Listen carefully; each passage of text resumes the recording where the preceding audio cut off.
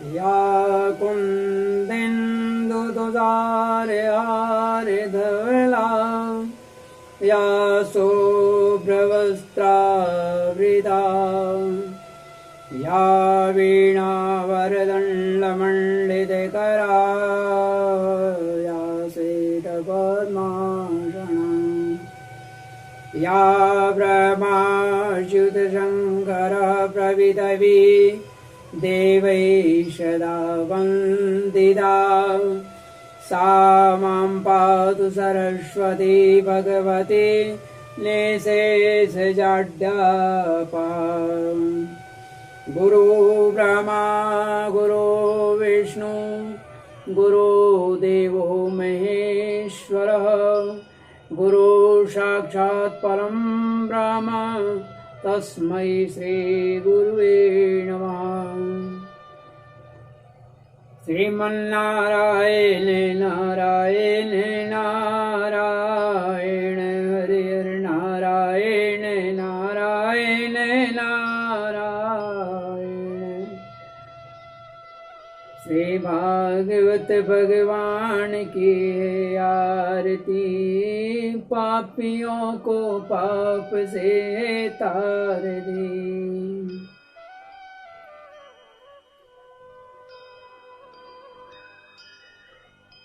अथ कौनविंशो अध्याय परीक्षित का अनशन व्रत और सुदेव जी का आगमन। प्रथम खंड की प्रथम स्कंद की 19वें अध्याय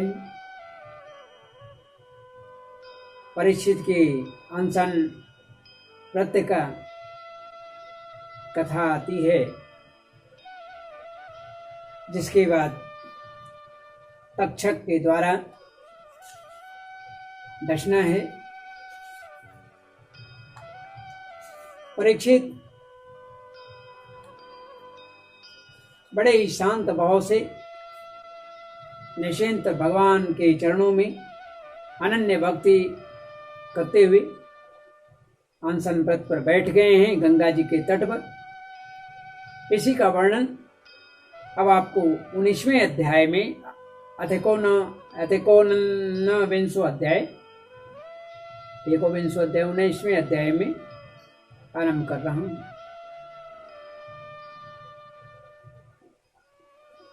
सूत जी कहते हैं, राजधानी में पहुंचने पर राजा परीक्षित को अपने उस निंदनीय कर्म के लिए बड़ा पश्चाताप हुआ। वे अत्यंत उदास हो गए और सोचने लगे, मैंने निरपराध एवं अपना तेज छिपाए हुए ब्राह्मण के साथ अनार्य पुरुषों के समान नीच अज्ञानी पुरुषों के समान बड़ा नीच व्यवहार किया। यह बड़े खेद की बात है। अवश्य उन महात्मा के अपमान के फलस्वरूप शीघ्र से शीघ्र मुझ पर घोर विपत्ति आएगी।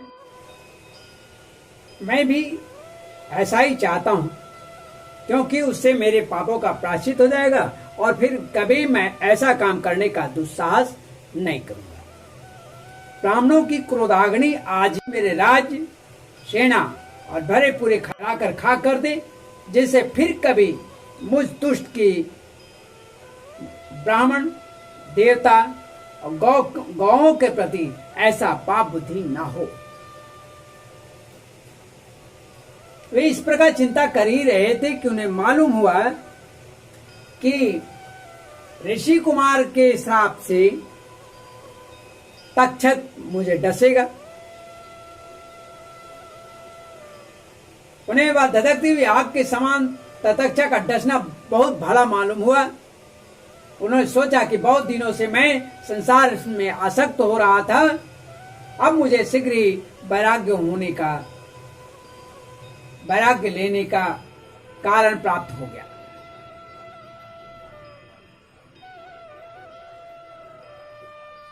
वे इस लोक और परलोक के भोगों को तो पहले से ही तुच्छ और त्याज्य समझते थे। अब उनका स्वरूपतः त्याग करके भगवान श्री कृष्ण चंद्र के चरण कमलों की सेवा को ही सर्वोपरि मानकर आमरण अनशन व्रत लेकर के गंगा के तट पर बैठ गए। गंगा जी का जल भगवान श्री कृष्ण के चरण कमलों का वह पराग लेकर प्रवाहित होता है, जो श्रीमती तुलसी की गंध से मिश्रित है।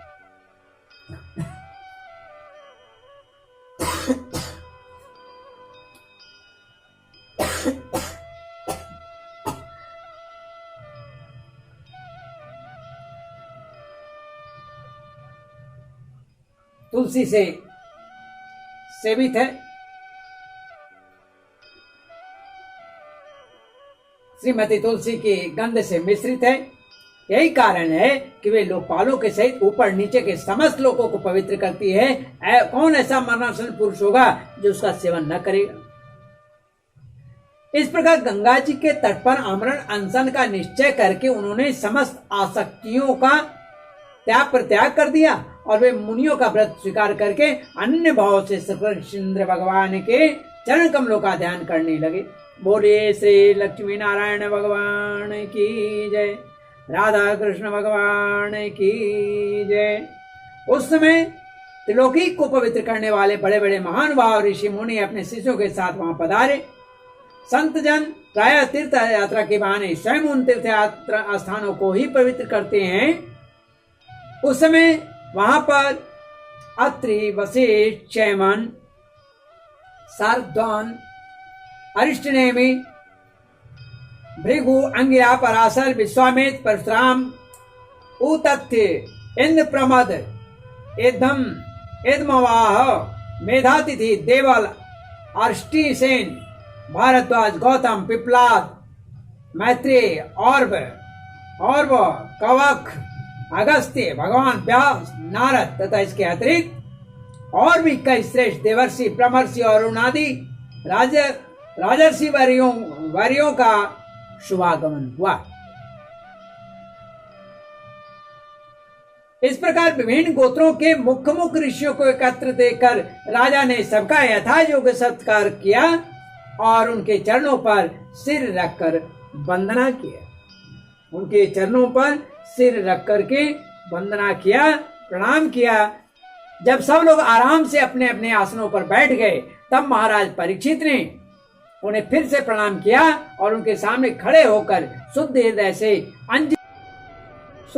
से अंजलि बांधकर वे जो कुछ करना चाहते थे उसे सुनाने लगे।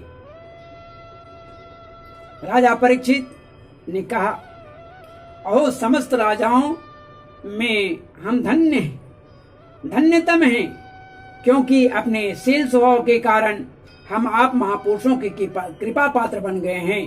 राजवंश के लोग प्राय निंदित कर्म करने के कारण ब्राह्मणों के चरण धोवन से दूर पड़ जाते हैं।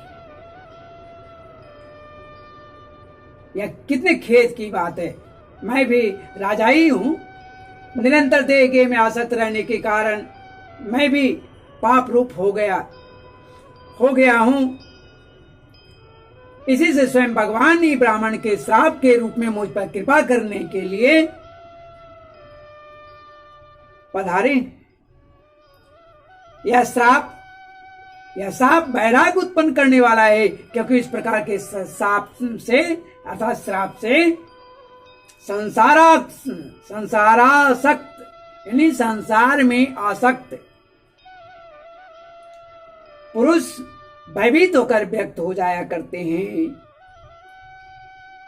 ब्राह्मणों, अब मैंने अपने चित्त को भगवान के चरणों में समर्पित कर दिया है। आप लोग और मां गंगा जी शरणागत जानकर मुझ पर कृपा करें। ब्राह्मण कुमार के श्राप से प्रेरित कोई दूसरा कपट से तक्षक का रूप धार कर मुझे डस न ले, अथवा स्वयं तक्षक आकर डस न ले, इसकी मुझे तनिक भी परवाह नहीं है। आप लोग कृपा करके भगवान की रसमयी लीलाओं का गायन करें। मैं आप ब्राह्मणों के चरणों में प्रणाम करता हूं।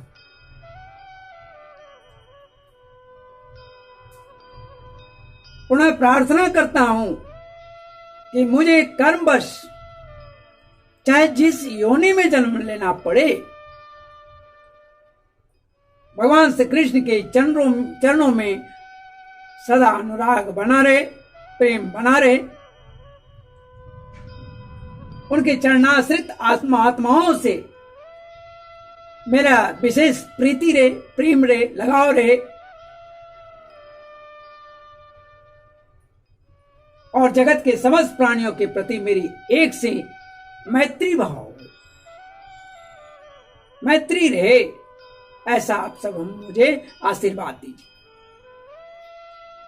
महाराज परीक्षित परम धीर थे। वे ऐसा दृढ़ निश्चय करके गंगा जी के तट पर पूर्वाग्रह कुशों के आसन पर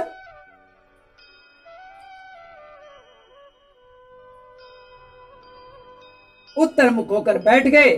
राजकाज का भार तो उन्होंने पहले ही जन्मेजय, अपने पुत्र जन्मेजय को सौंप दिया था, जो पृथ्वी के एक छत्र सम्राट था। काल का विधान के अनुसार देखिए, आज उन्हें दक्षिण डसने वाला है। 7 दिन के अंदर जब एक छत्र, पृथ्वी का सम्राट राजा परीक्षित इस प्रकार आमरण अनशन पर बैठ गए, निश्चय करके बैठ गए, तब आकाश में स्थित समस्त देवतागण बड़े आनंद से पुष्पों की वर्षा कर रहे हैं, फूलों की वर्षा कर रहे हैं। उनकी भूरी भूरी प्रशंसा कर रहे हैं, बहुत बहुत प्रशंसा कर रहे हैं कि धन्य है परीक्षित, इतना बड़ा सम्राट, धन यश वैभव बल, कोई इसका दुश्मन नहीं हो सकता।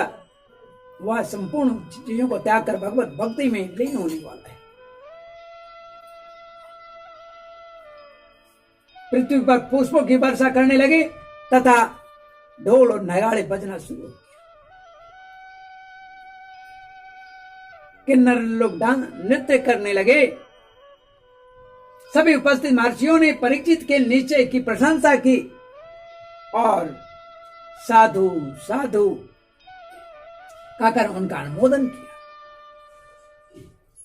ऋषि लोग जो स्वभाव से ही लोगों पर अनुग्रह करने की वर्षा करते रहते हैं, अनुग्रह की वर्षा करते रहते हैं, यही नहीं, उनकी सारी शक्ति लोक पर कृपा करने के लिए ही होती है। उन लोगों ने भगवान श्री कृष्ण के गुणों से प्रभावित परीक्षित के प्रति उनके अनुरूप, उनके योग्य वचन कहा।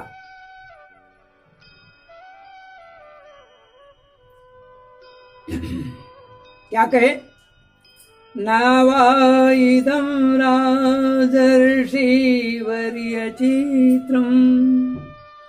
भवत्सु कृष्णं समनुव्रतेषु ये ध्याशनं राजकिरीटजुष्टम् सद्यो जहुर्भगवत पार्श्व कामा सर्वे वयं तावति सास्महेद्य कलेवरं यावदसो विहाय लोकं परं वीरजसकं विशोकं यास्यत्ययं भागवत प्रदानम्। राजर्षि शिरोमणि भगवान श्री कृष्ण के सेवक और अनुयायी आप पांडुवंशियों के लिए यह कोई आश्चर्य की बात नहीं, क्योंकि आप लोगों ने भगवान की सन्निधि प्राप्त करने की आकांक्षा से उस राज सिंहासन का को एक क्षण में त्याग कर दिया है, एक क्षण में परित्याग कर दिया है। आपके वंशज भी यही किए, जिसकी सेवा बड़े बड़े राजा अपने मुकुटों से करते हैं। हम सब तब तक यहीं रहेंगे जब तक ये भगवान के परम भक्त परीक्षित अपने नश्वर शरीर को छोड़कर माया दोष से मुक्त एवं शोक से रहित होकर भगवत धाम नहीं चले जाते। ऐसा संकल्प ऋषियों महर्षियों ने लिया। ऋषियों के वचन बड़े ही मधुर, गंभीर, सत्य और समता से युक्त थे। उसे सुनकर राजा परीक्षित ने उन योग युक्त मुनियों का अभिनंदन किया और भगवान के मनोहर चरित्र सुनने की इच्छा से ऋषियों से प्रार्थना की। उन्होंने प्रार्थना में क्या कहा? समागता सर्वत एव सर्वे वेदा यथा मूर्तिधरास्त्रिपृष्ठे पृष्ठे नेहात वामोत्र चस्कचनार्थ ऋते परानुग्रहमात्मशीलम। महात्माओं, आप सभी सब ओर से यहाँ पधारे हैं। आप सत्यलोक में रहने वाले मूर्तिमान वेदों के समान हैं। आप लोगों का दूसरों पर अनुग्रह करने के अतिरिक्त जो आपका सहज स्वभाव ही है, इस लोक या परलोक में और कोई स्वार्थ नहीं। बोले श्री लक्ष्मी नारायण भगवान की जय। विप्रवरों, आप लोगों पर पूर्ण विश्वास करके मैं अपने कर्तव्य के संबंध में यह पूछने योग्य प्रश्न करता हूं। आप सभी विद्वान परस्पर विचार करके बतलाइए कि सबके लिए सब अवस्थाओं में और विशेष करके थोड़े ही समय में मरने वालों के लिए अंतःकरण और शरीर से करने जो विशुद्ध कर्म कौन सा है? मैंने आपको 19वें अध्याय में, ये 19वें अध्याय का हिंदी रूपांतर है प्रथम खंड के प्रथम स्कंद के, उसमें संस्कृत में मैं जब पाठ किया हूं तो उसमें मैंने इन दोनों प्रश्नों का उत्तर दिया हूं हिंदी में। उन्होंने क्या कहा कि सबके लिए सब अवस्थाओं में और विशेष करके थोड़े ही समय में मरने वाले पुरुषों के लिए अंतःकरण और शरीर के से करने योग्य विशुद्ध कर्म कौन सा है? इस प्रश्न का उत्तर मैं संस्कृत के अध्याय में दे चुका हूं। उसी समय पृथ्वी पर स्वेच्छा से विचरण करते हुए किसी की कोई अपेक्षा न रखने वाले व्यास नंदन, बोलिए श्री लक्ष्मी नारायण भगवान की जय। व्यास नंदन कौन? भगवान सुखदेव। भगवान सुखदेव जी महाराज वहां प्रकट हो गए। वे वर्ण अथवा आश्रम के बाह्य चिन्हों से रहित एवं आत्मा अनुभूति में संतुष्ट थे।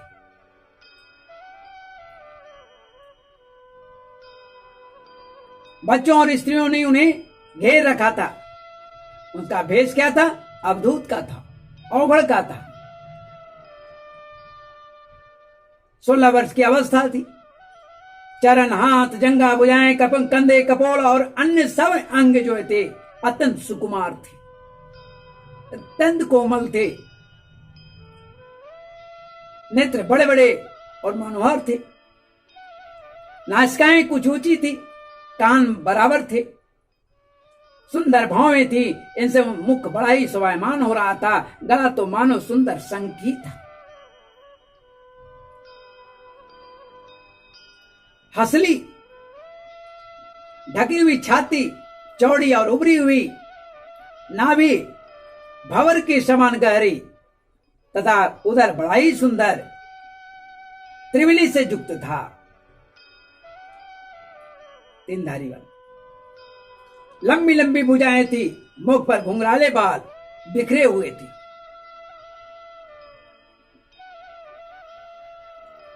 इस दिगंबर वेश में वे श्रेष्ठ देवता के समान दिखाई पड़ रहे थे।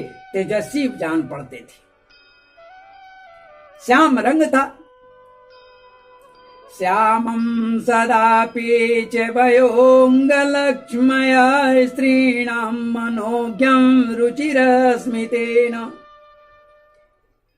प्रत्युत्थितास्ते मुनय श्वासनेभ्यस्तल्लक्षणज्ञायपि गूढ़वर्चसम्। श्याम रंग था, चित्त को चुराने वाली भरी जवानी थी।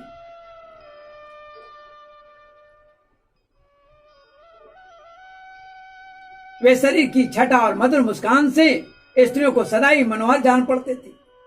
यद्यपि उन्होंने अपने तेज को छिपा रखा था, फिर भी उनके लक्षण जानने वाले मुनियों ने उन्हें पहचान लिया और वे सब के सब अपने अपने आसन छोड़कर उनके सम्मान के लिए उठ खड़े हुए। राजा परीक्षित ने अतिथि रूप से पधारे हुए श्री सुखदेव जी को सिर झुकाकर प्रणाम किया। मैं भी प्रणाम करता हूं।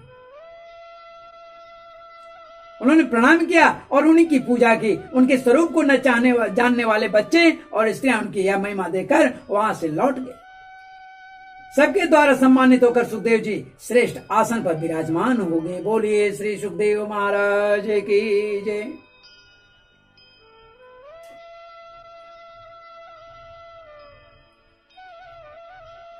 सुखदेव जी कैसे लगते हैं? संवृतस्तत्रिमान् महीयसां ब्रह्मर्षि राजर्षि देवर्षि संघै व्यरोचतालं भगवान् यथेन्दुर् ग्रहर्च तारा निकरे परीत। ग्रह नक्षत्र और ताराओं से घिरे हुए चंद्रमा के समान ब्रह्मर्षि महर्षि देवर्षि राजर्षि ब्रह्मर्षि देवर्षि राजर्षि के समूह से आवृत श्री सुखदेव जी अत्यंत स्वभायमान हुए। वास्तव में वे महात्माओं के भी आदरणीय थे। जब प्रखर बुद्धि श्री सुखदेव जी शांत भाव से बैठ गए तब भगवान के परम भक्त परीक्षित ने उनके समीप आकर और चरणों में पर सिर रखकर प्रणाम किया। फिर खड़े होकर हाथ जोड़कर नमस्कार किया। उसके पश्चात बड़ी मधुर वाणी से उन्होंने यह प्रश्न पूछा। परीक्षित ने कहा, अद्य वयं ब्राह्मण सत्य सेव्या छत्र बंधवा कृपया तिथि रूपेण भवद्वेस्तीर्थ का कृता। ब्राह्मण स्वरूप भगवान, आज हम बड़भागी हुए क्योंकि आप अपराधी क्षत्रिय होने पर भी हमें संत समागम का अधिकारी समझा गया। आज कृपा पूर्वक अतिथि रूप से पधार कर आपने हमें तीर्थ के तुल्य पवित्र कर दिया। भगवान आपको प्रणाम। कैसे कितने उदारचित और कितने ही साधु प्रिय राजा थे परीक्षित, इससे उनकी प्रवृत्ति का पता चलता है। सदा ही अपने में ही दोष देखते चले गए। पर आप जैसे महात्माओं के स्मरण मात्र से गृहस्थों के घर तत्काल पवित्र हो जाते हैं। फिर दर्शन स्पर्श पाद प्रचालन और आसन दानादि का अवसर मिलने पर तो कहना ही क्या। महायोगिन जैसे भगवान विष्णु के सामने दैत्य लोग नहीं ठहरते, वैसे ही आपकी सन्निधि से बड़े बड़े पाप भी तुरंत नष्ट हो जाते हैं। अवश्य पांडवों के सूर्य भगवान श्री कृष्ण मुझ पर अत्यंत प्रसन्न हैं। उन्होंने अपने फुफेरे भाइयों की प्रसन्नता के लिए उन्हीं के कुल में उत्पन्न हुए मेरे साथ भी अपनेपन का व्यवहार किया है। अपि मे भगवान प्रीत कृष्ण पांडु सुत प्रिय पैतृस्वस्य प्रीत्यर्थं तदगोत्र स्यात् बांधव। अन्यथा ते व्यक्त गतिर्दर्शनं न कथं नृणां नेतरां म्रियमाणानां संसिद्धस्य वनीयसः।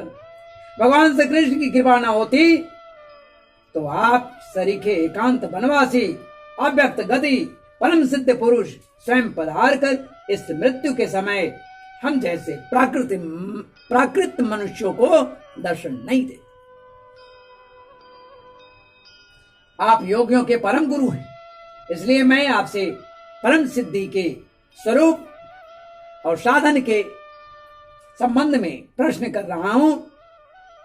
जो पुरुष सर्वथा मरणासन्न है उसको क्या करना चाहिए?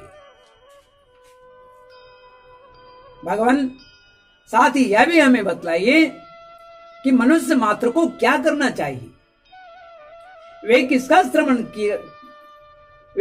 श्रवण, किसका जप, किसका तप,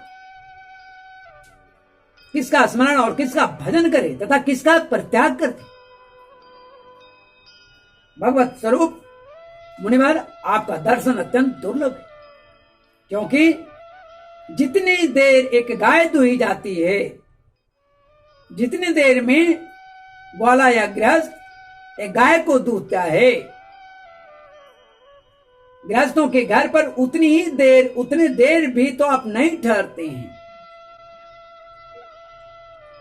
सो जी कहते हैं, जब राजा ने बड़े ही मधुर वाणी में इस प्रकार संभाषण एवं प्रश्न किए, तब समस्त धर्मों के मर्मज्ञ व्यास नंदन भगवान सुखदेव जी उनका उत्तर देने लगे।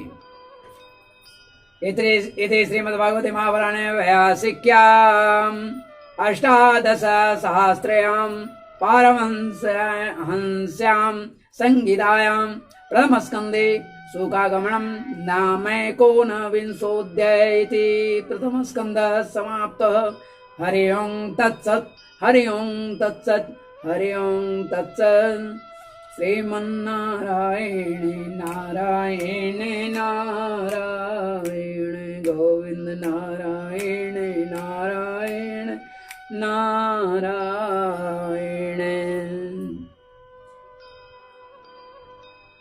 अब अगले मैं श्रीमद् भागवत महापुराण के द्वितीय स्कंद अगले दिन आरंभ करूंगा।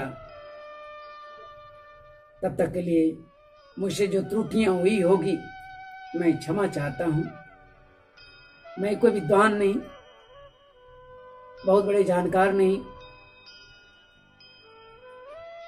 मैं ब्राह्मण होते हुए भी संस्कृत की वैसी जानकार नहीं हूं। संधि समाज की त्रुटियां हमेशा बनी रहती है मुझ में, मैं चाह करके भी सुधार नहीं पाता हूं। कभी किस चीज का अर्थ होता है, क्या तोड़नी चाहिए, इसका ज्ञान नहीं होने के कारण मैं आप सभी गुरुजनों से, बड़े बूढ़ों से, अपने मित्रों सखाओं से, दुष्टों से, पापियों से, दुराचारियों से, परम धर्मज्ञों से, संतों से,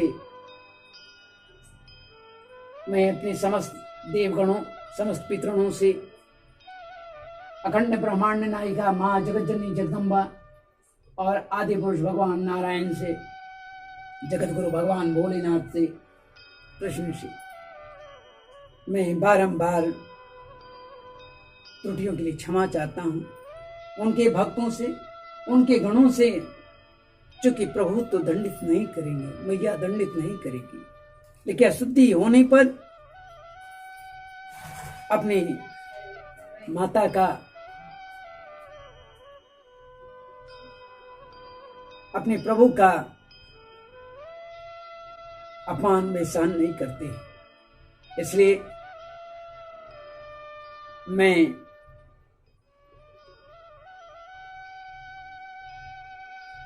उनके गाँव चाहता हूं, मुझे क्षमा करें। इस अध्याय, इस स्कंद के समाप्त होने पर मैं आप लोगों से नम्र निवेदन करता हूं कि अगर कहीं त्रुटि हो तो कृपया सब्सक्राइब कर, लाइक कर।